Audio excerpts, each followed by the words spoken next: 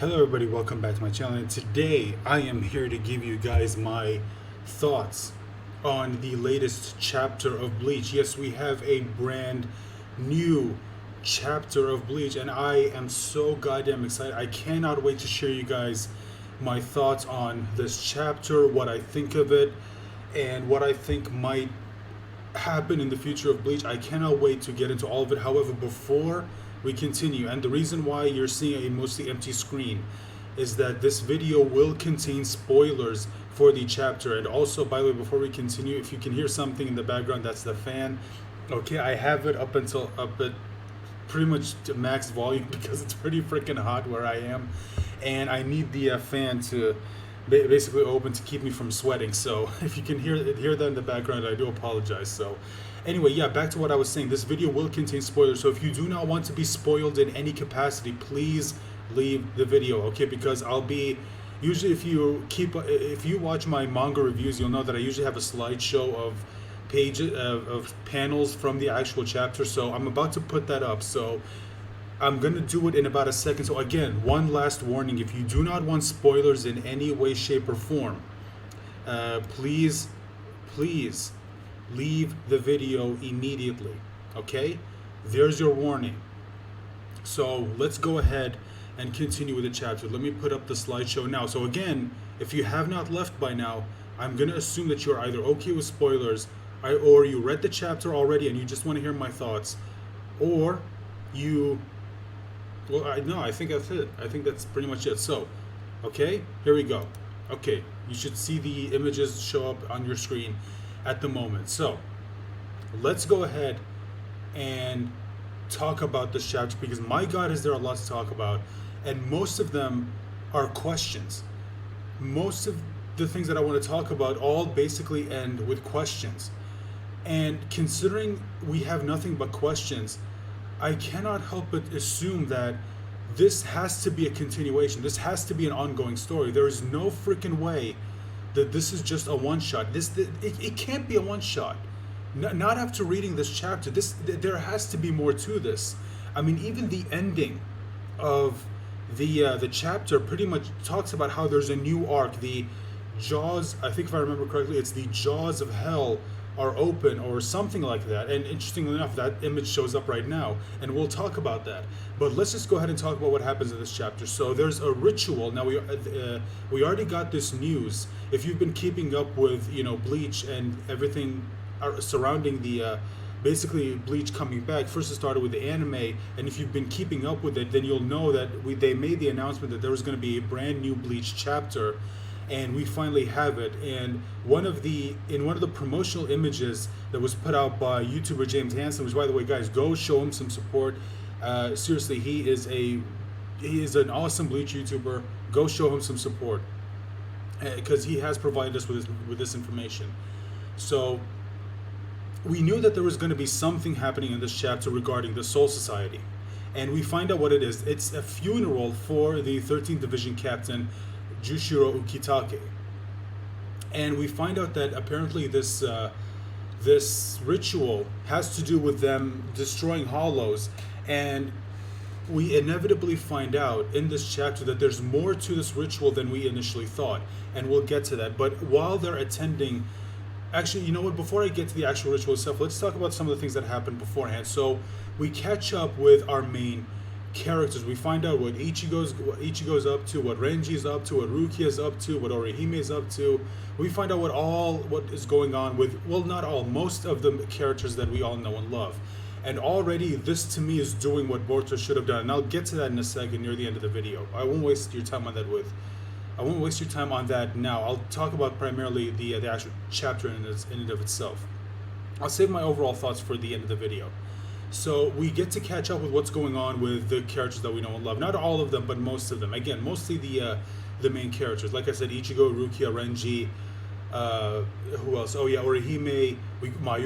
Throw Mayuri in there, and we just get to catch up with a lot of them.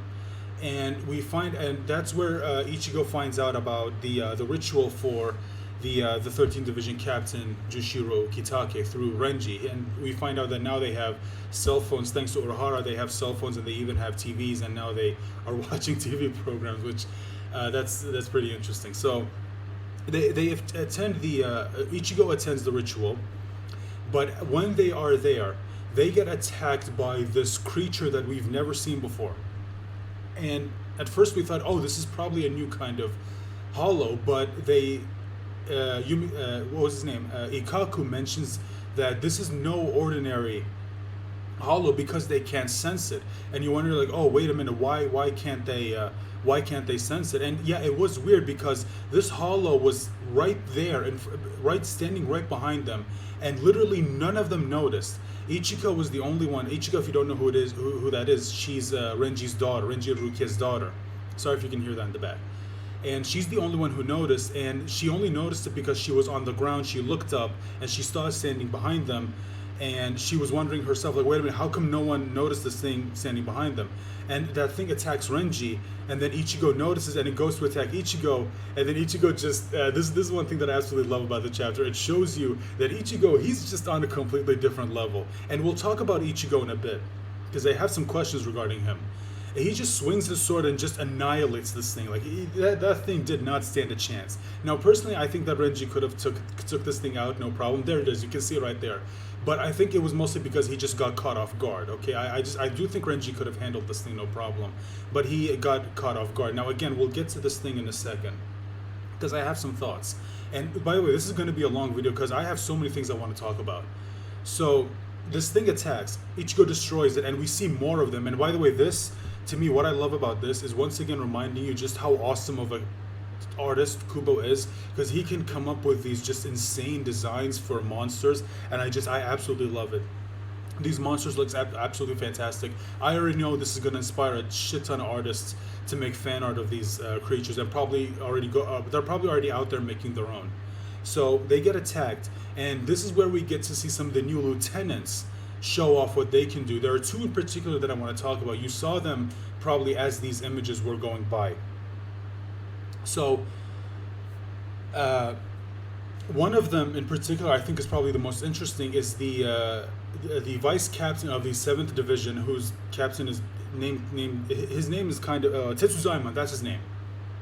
He's the captain of the 7th Division. So, odds are something happened to Komomora, which we don't really have any answers to that. But I guess this probably means that he either died or he retired or something.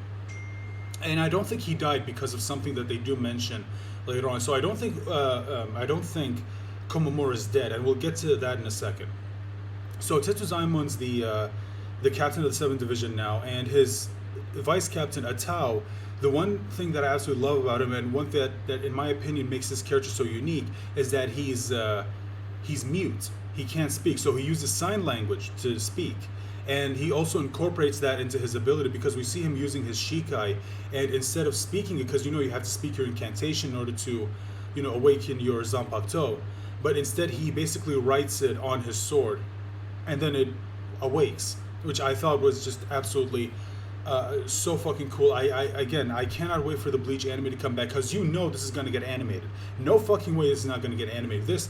People are already going crazy over this new chapter. I can't imagine what it's going to be when eventually this does get animated, because that's just more money for Shueisha. There's no way they're going to pass up on this. They would be stupid not to do. Oh, there it is. You can see him right there. And his name's Atao, by the way, in case you didn't catch it. So we get to see what they can do, and then we get to see another vice captain, whose name is unfortunately, there she is right there. She vice captain of the 8th Division, Yayahara Yuyu. There she is. Good timing. And you can see just from her design, and they even mention it in this chapter, that she was inspired by the sort of Gyaru culture.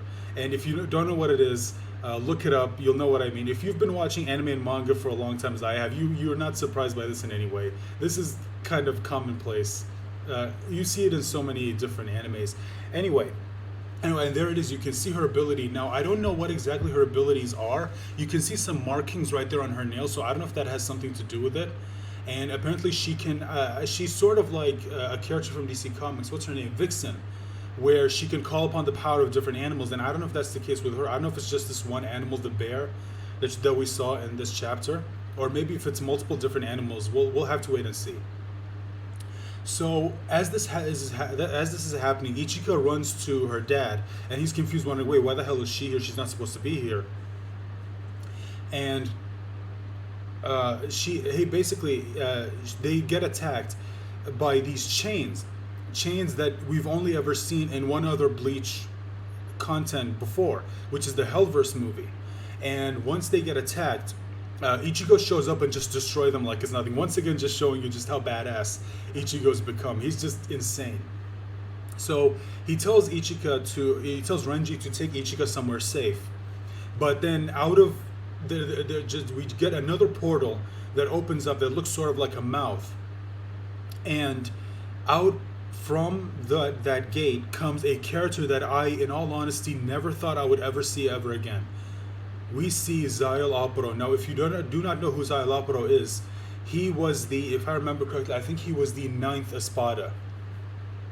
He was the scientist that Renji and Uryu fought in the Arrancar arc when they went to Wakamundo. So they meet him, and again, a lot of people are shocked, wondering like Renji's going, wait a minute, how the hell are you here? You died, okay?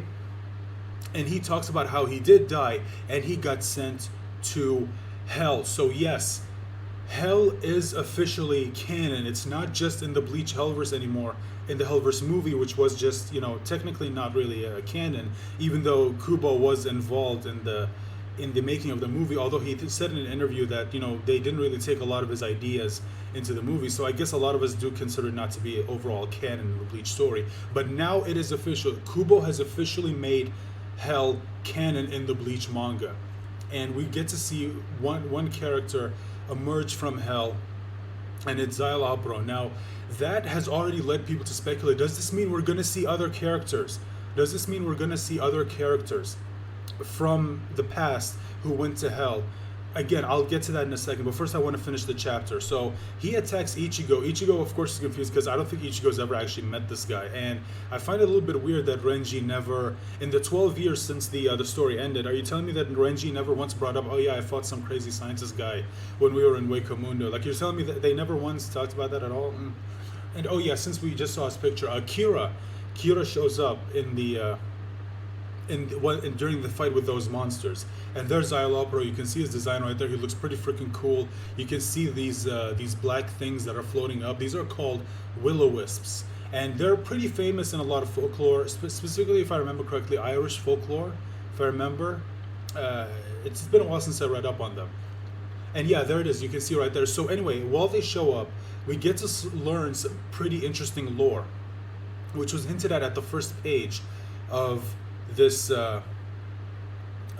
chapter, which is apparently there were, and Kubo symbolized it with these two fish.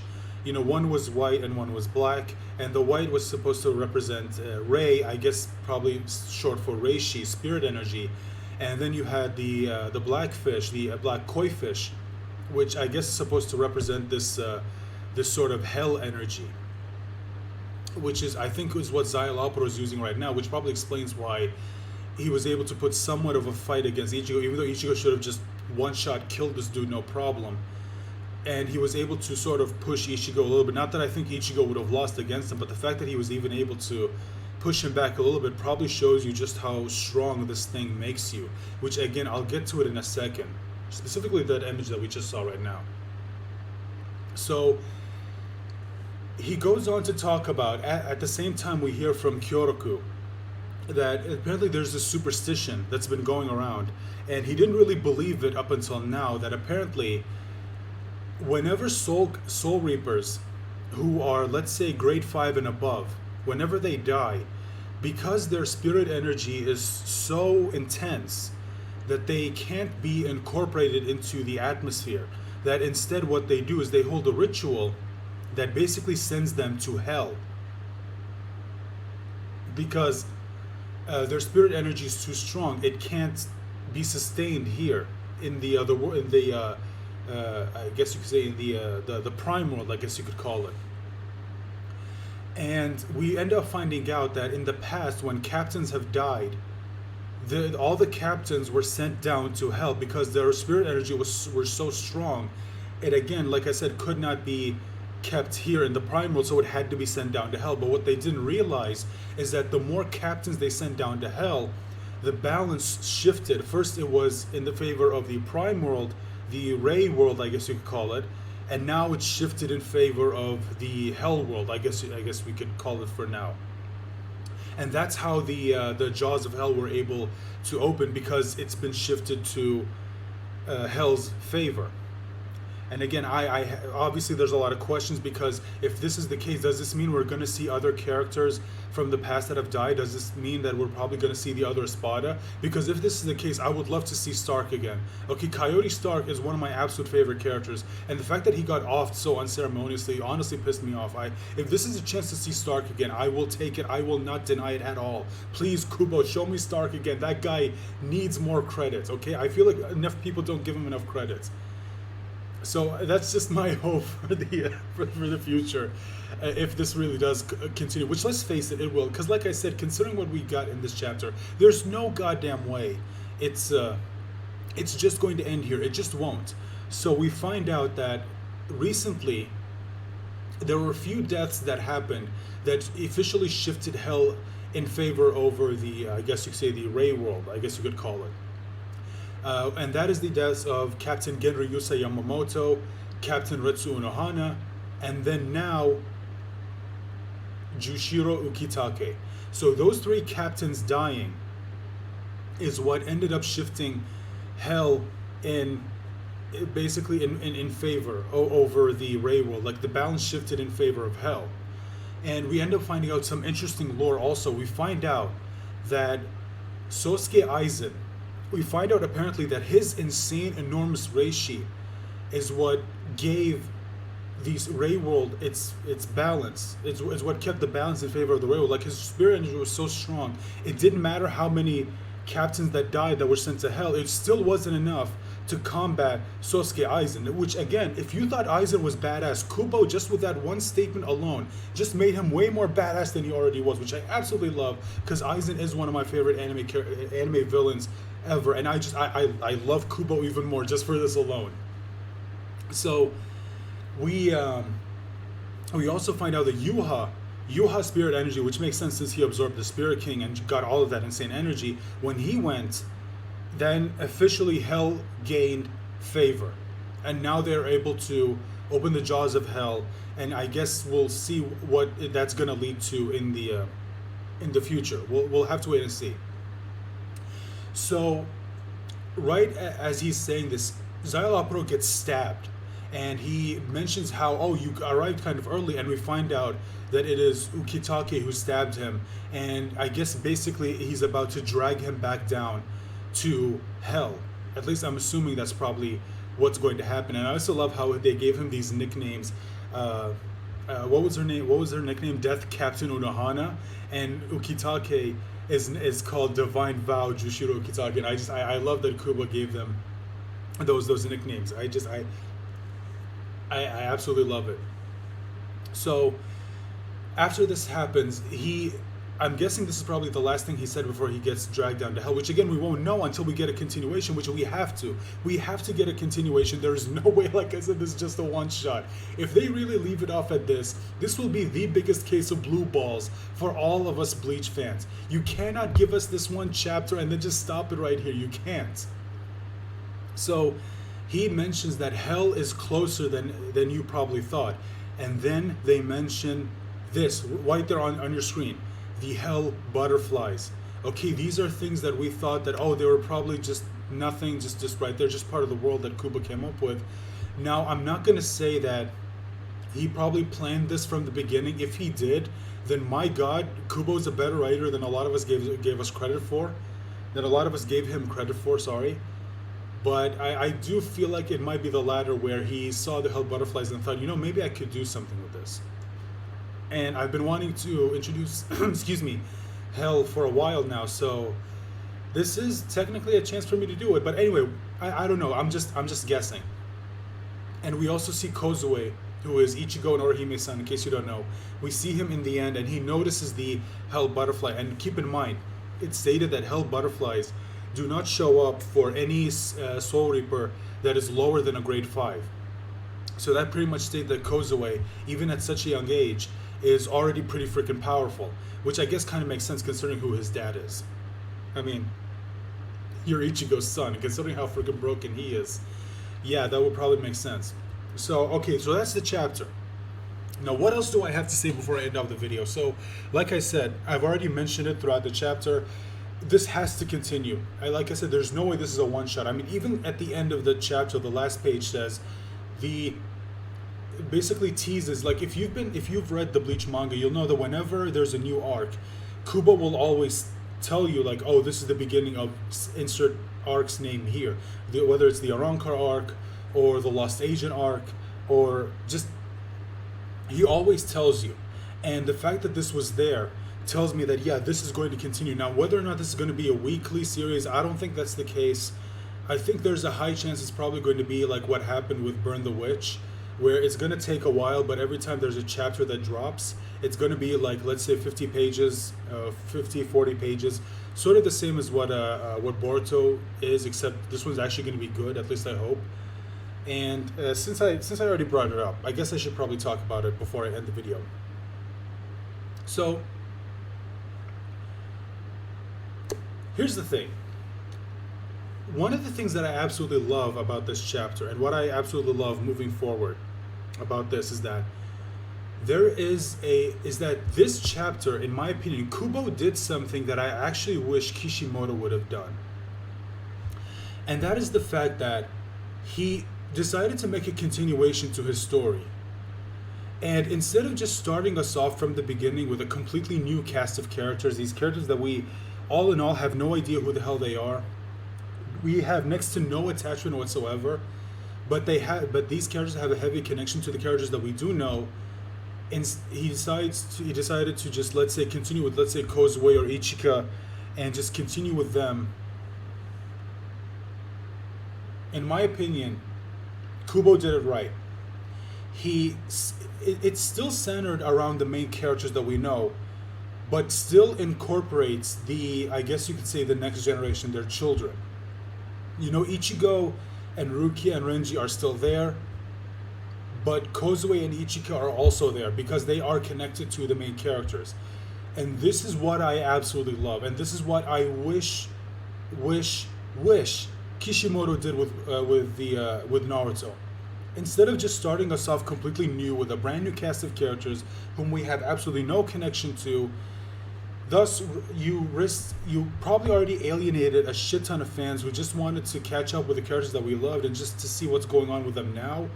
Instead, you decided to say, yeah, let me set all of those characters aside, have them make guest appearances every now and then, and instead I'm going to start you off with this completely new cast of characters that nobody has any connection to whatsoever, other than the fact that they're somehow connected with the main characters. Actually, you know what? Give me a second. Sorry, I'll just give me a second.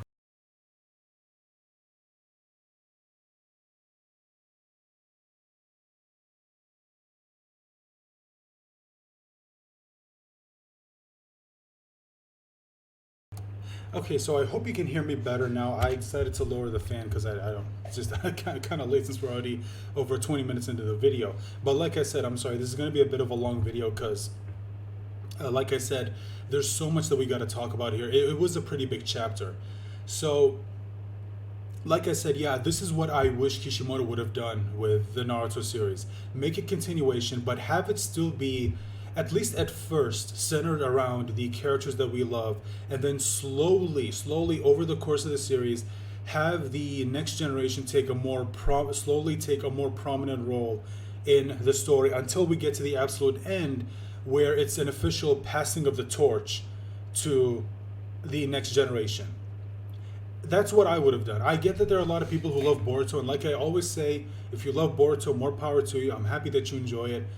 But I and a lot of people do not like it for multiple reasons, not just the one that I mentioned. It's for multiple reasons. Personally, I also think the biggest reason for me is I just don't think the story is really all that interesting, and not to mention the antagonists are kind of boring, especially when you compare them to the previous stories antagonists. They don't compare. I'm sorry, that's not something you can debate.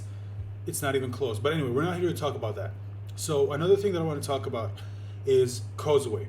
Kozue, I feel like, now I could be 100% wrong here, but based on what we were shown here in this chapter, the fact that he can open a gate to hell itself, I have a feeling that he's going to play a prominent role in the story, but probably not the one that a lot of people expect.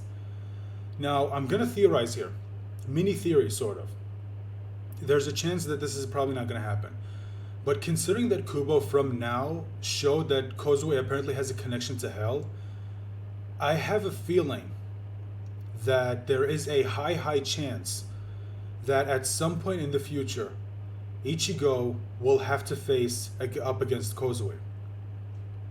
I don't know how exactly, but I get the feeling that somehow, some way, Ichigo and Kozue are going to end up fighting.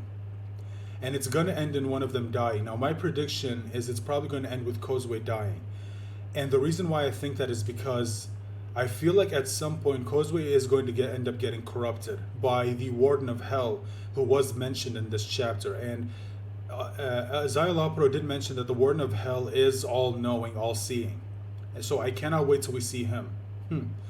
And I get the feeling he's somehow, someway going to corrupt Kozue, and Ichigo will try to convince him, but it's not going to work, and Ichigo will be left with no choice but to take him down for the safety of the world. Now, I don't know if that's really going to happen. I don't know if Kubo will really go that dark. Maybe. We'll have to wait and see. But yeah, that's sort of just my prediction based on what we see, because it is a little bit weird. It is a little bit weird that Kozue from such a young age can already open a gate straight to hell. It does seem a little bit weird to me. Now, speaking of Ichigo, there's something that I kind of want to talk about him, because there's a lot we got to talk about him. So, in this chapter, we saw him using his Zanpakuto, but the thing is, he looks exactly like he did in the Soul Society arc, when he gained his Zanpakuto, his real Zanpakuto, his Shikai. And even his sword now looks like it did originally, which to me is a little bit weird, because that's not what his true Zanpakuto looks like. Remember in the Everything But the Rain arc, the whole purpose of that was for Ichigo to find out who he really is, and eventually gain his true Zanpakutos, which is two swords. Now, you could say, well, yeah, but those represented his Hollow and Quincy sides, and, Yuha took them, yeah, but Yuha died. So, and not to mention, there was that whole thing with Tsukishima where he went back and he created a past where his sword wasn't broken, so now he has a sword back, but the only way for him to have his sword back is for him to get his powers back, because those swords are connected to his power. So if the swords are there, technically that would mean his power has to also be there, wouldn't it? Because otherwise, how can that exist? Because there's so many contradictions there that again, I'm hoping that Kubo will explain this at some point in the future. I'm really hoping he's going to explain this. My personal theory is that this is Ichigo sort of, I guess you could say, keeping a cap on his abilities. Now, what do I mean by that? I mean that at this point in the story, Ichigo is pretty freaking powerful. He's pretty goddamn powerful. And we also know that certain Soul Reapers have to have their powers limited, because otherwise their spirit energy will start to slowly distort reality. So what I'm guessing is that maybe this is Ichigo purposefully limiting his ability, and him limiting his ability has him sort of looking like he did back in the Soul Society arc, because otherwise if he were to go all out, his spirit energy would start to affect the living world. And I'm guessing that he's probably somehow learned to keep his power in check, and the result of that is, like I said, him looking like he did in the Soul Society arc, including his Zanpakuto. That's just what I'm guessing.